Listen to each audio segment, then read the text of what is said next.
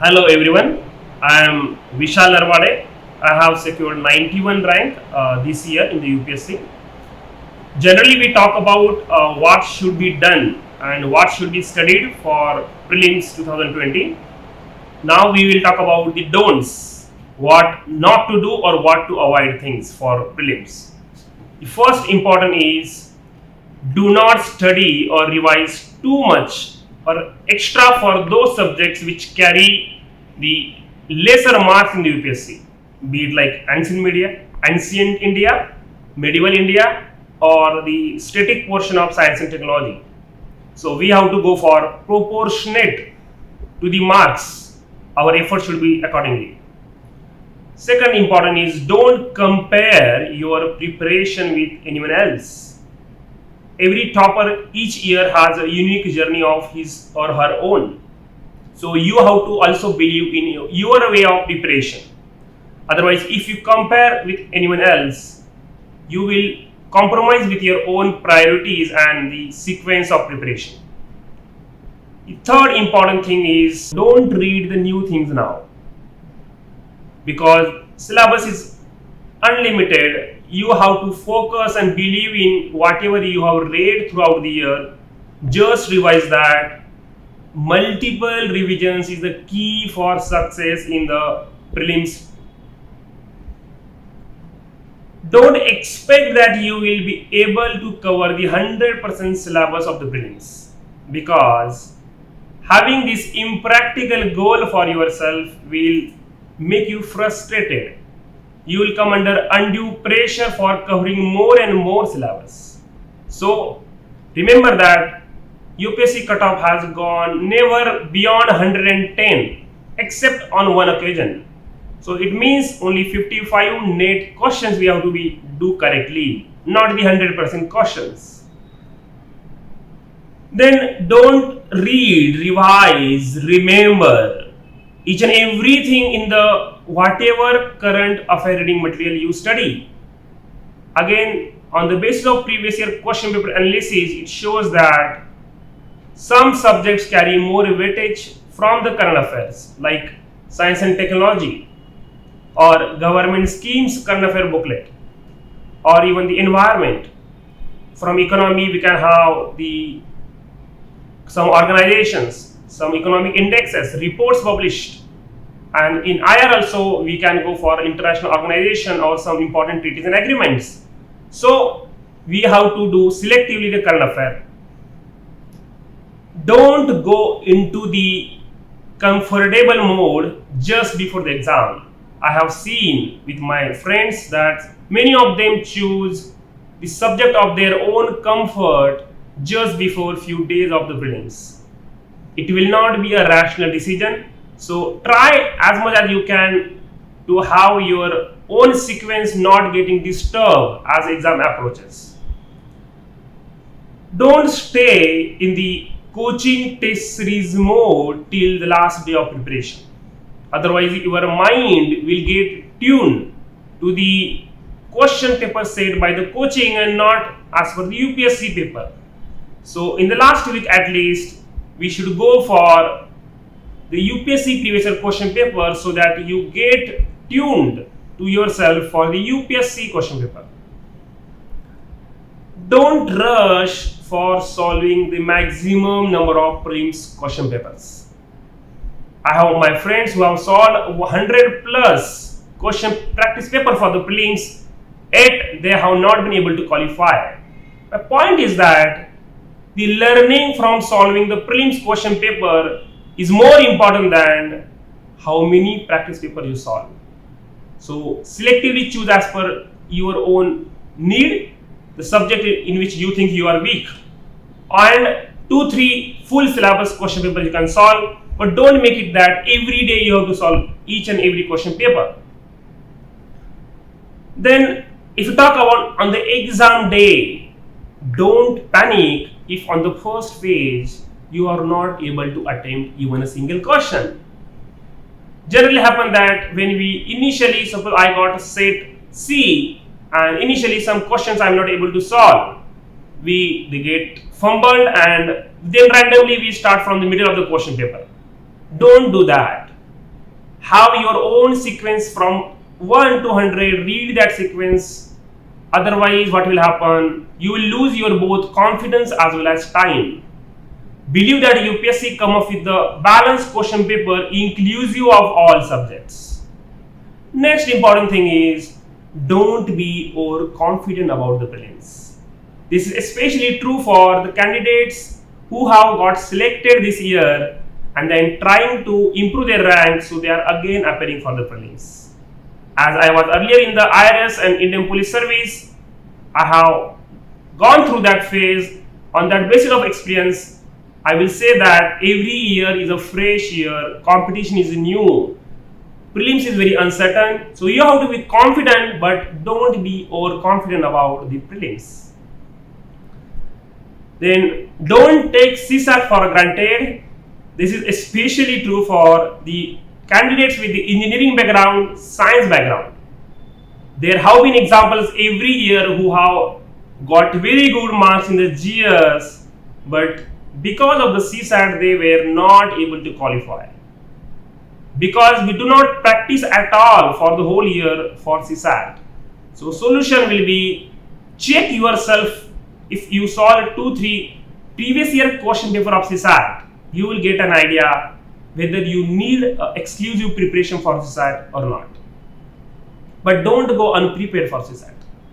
Then on the exam day, don't study in the time duration between the GS and CSAT paper.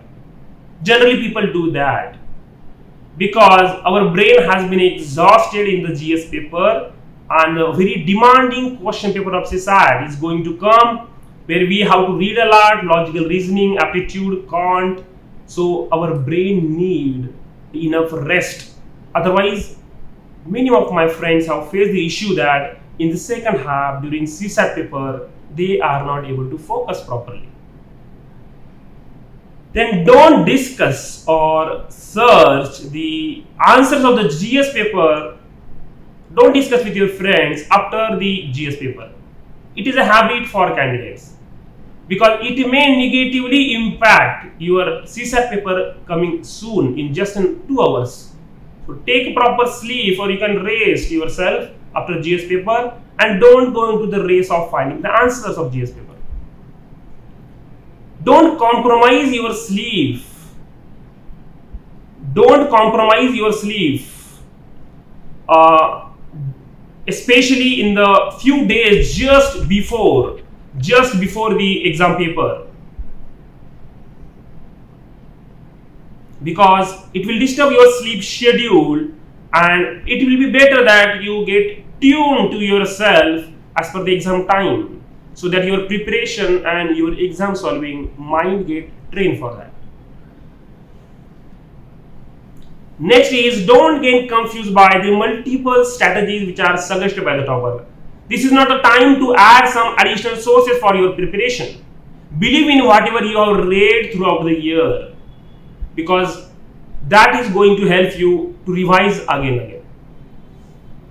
Don't rush for solving unnecessarily very high number of questions in the exam.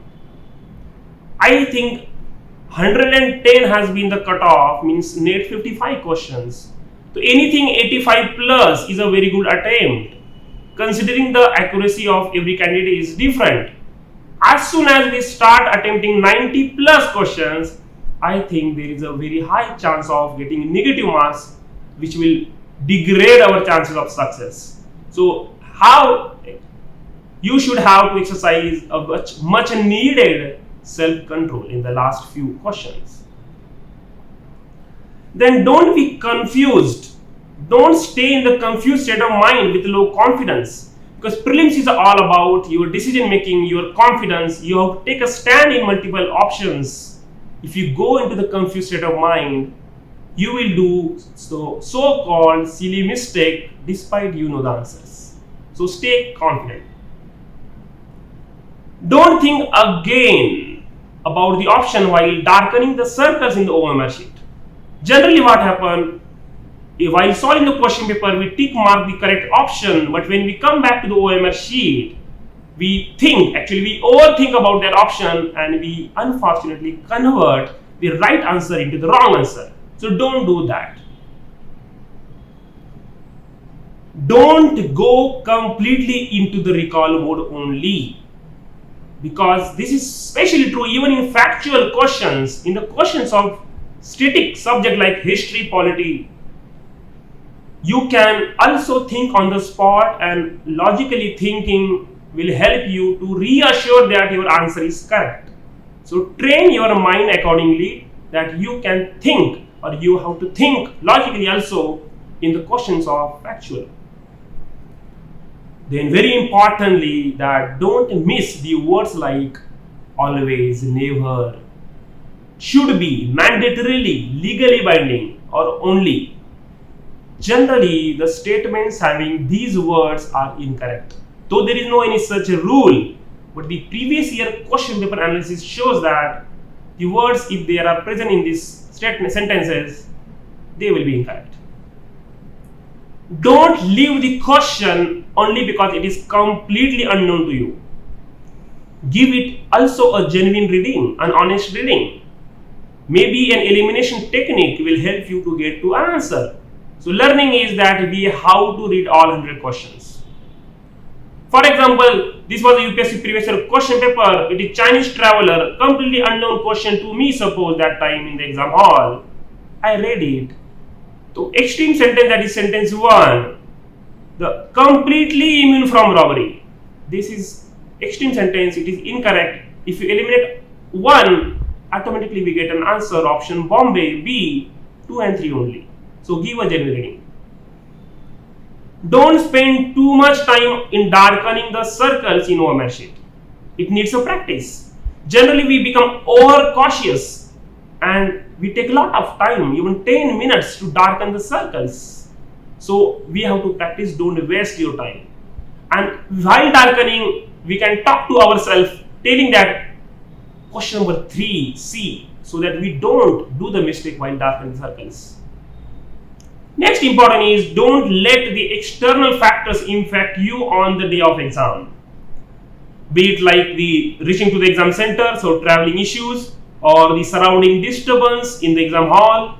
Even invigilators talking to each other may disturb you, but we have to be mentally ready that I will focus. I have to focus on the question paper irrespective of anything. Increase your patience. Don't spend unnecessarily too much time on unknown questions. We have to do 55-minute question correctly. It means spend your time on the question that you know, apply your knowledge, give less time to unknown questions. Otherwise, you will not have time for the questions you know it. The last but not the least, don't try unnecessarily anything new on the exam day. We have done some preparation and followed some way of solving the question papers throughout the year. Just follow that way, that strategy of solving question paper which has worked for you throughout the year.